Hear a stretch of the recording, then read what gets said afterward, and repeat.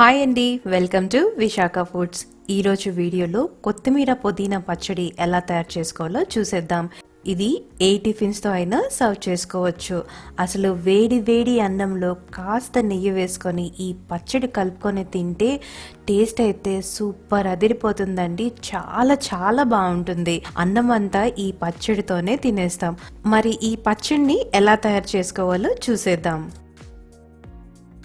ముందుగా 2 టేబుల్ స్పూన్ల పల్లీలని తీసుకొని మీడియం టు లో ఫ్లేమ్లో వీటిని దోరగా వేయించుకోవాలి. పల్లీలు మాడిపోకుండా ఇలా కలుపుతూనే ఫ్రై చేసుకోండి. ఇలా నీట్గా ఫ్రై అయిన తర్వాత వీటిని ఇంకో ప్లేట్లోకి ట్రాన్స్ఫర్ చేసి చల్లగయ్యాక పొట్టుని తీసి పక్కన పెట్టుకోండి. ఇప్పుడు అదే ప్యాన్లో 1 టేబుల్ స్పూన్ ఆయిల్ని వేసి ఆయిల్ కాస్త వేడైన తర్వాత 1 టీ స్పూన్ జీలకర్రని వేసి కాస్త ఫ్రై అవ్వనివ్వాలి. తర్వాత 3 వెల్లుల్లి రెమ్మలు, 4 పచ్చిమిరపకాయల్ని ఇలా కట్ చేసి వేసుకోండి. మీరు కారం తక్కువగా ఉండే పచ్చిమిర్చిని వాడుతున్నట్టయితే ఇంకొద్దిగా వేసుకోవచ్చు. అలానే కారం ఎక్కువగా ఇష్టపడే వాళ్ళు కూడా మీ రుచికి తగ్గ పచ్చిమిర్చిని అడ్జస్ట్ చేసుకోండి. ఇప్పుడు ఈ పచ్చిమిర్చి కాస్త వేగిన తర్వాత 2 పెద్ద టమాటాలని సన్నగా పొడవుగా కట్ చేసి వేసుకోవాలి. అలానే 1 టీ స్పూన్ ఉప్పుని వేసి వీటన్నిటిని ఒకసారి మిక్స్ చేసుకొని మూతని పెట్టి టమాటాల్ని మీడియం ఫ్లేమ్లోనే మగ్గించుకోవాలి. టమాటాలు మగ్గడానికి ఎక్కువ టైం అయితే పట్టదు. 5 to 6 మినిట్స్లో మగ్గిపోతాయి.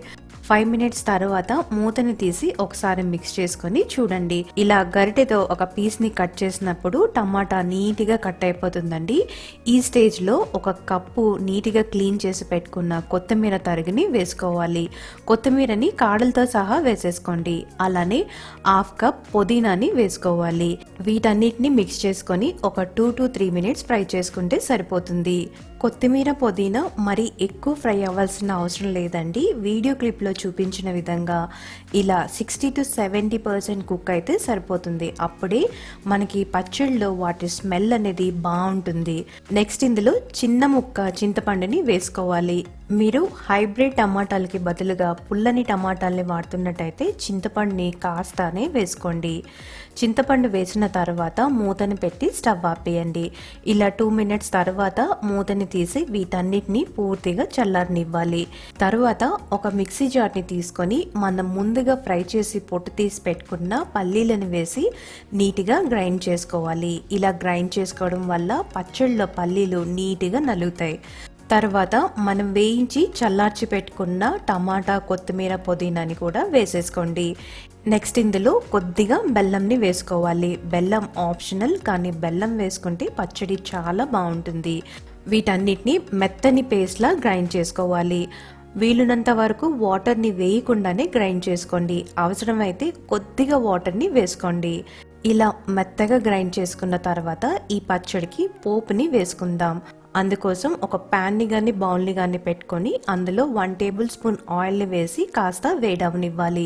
తర్వాత 1/2 టీ స్పూన్ ఆవాలు, 1/2 టీ స్పూన్ జీలకర్రని వేసి ఇవి కాస్త చిటపట్లాడాక 1 టీ స్పూన్ శనగపప్పు, 1 టీ స్పూన్ మినపప్పుని వేసుకోవాలి. నెక్స్ట్ శనగపప్పు, మినపప్పు కాస్త దోరగా వేయించుకోవాలి. ఇవి కాస్త వేగిన తర్వాత 3 వెల్లుల్లి రెమ్మలు, 2 ఎండుమిరపకాయలు, అలానే 1 రెమ్మ కరివేపాకుని వేసి వీటిని కూడా నీట్గా ఫ్రై చేసుకోవాలి. ఇవన్నీ ఫ్రై అయిన తర్వాత మనం ముందుగా గ్రైండ్ చేసి పెట్టుకున్న పచ్చడిని వేసి ఒకసారి మిక్స్ చేసుకొని స్టవ్ ఆపేయండి. అంతే, ఎంతో టేస్టీగా ఉండే కొత్తిమీర పుదీనా పచ్చడి రెడీ. ఇది ఏ టిఫిన్స్తో అయినా సర్వ్ చేసుకోవచ్చండి. ఇడ్లీ, దోశ, వడలు, గారెలు, ఇంకా ఏ టిఫిన్స్తో అయినా సర్వ్ చేసుకోవచ్చు. అలానే వేడి వేడి అన్నంతో అయితే టేస్ట్ అయితే అదిరిపోతుంది. మరి చూసారు కదా ఎంత సింపుల్గా ఎంతో టేస్టీ అయిన కొత్తిమీర పుదీనా పచ్చడిని చేసుకున్నాము. మరి మీరు కూడా ఒకసారి ఖచ్చితంగా ట్రై చేసి ఎలా కుదిరిందో మీ ఫీడ్బ్యాక్ని కమెంట్స్లో తెలియజేయండి. అలానే ఈ వీడియో మీకు నచ్చినట్టయితే లైక్ చేసి మీ సర్కిల్లో షేర్ చేయండి. మరెన్నో టేస్టీ అండ్ హెల్తీ రెసిపీస్ కోసం మా ఛానల్ని తప్పక సబ్స్క్రైబ్ చేసుకొని పక్కనే ఉన్న బెల్ ఐకాన్ని యాక్టివేట్ చేసుకోండి. Thanks for watching Visakha foods.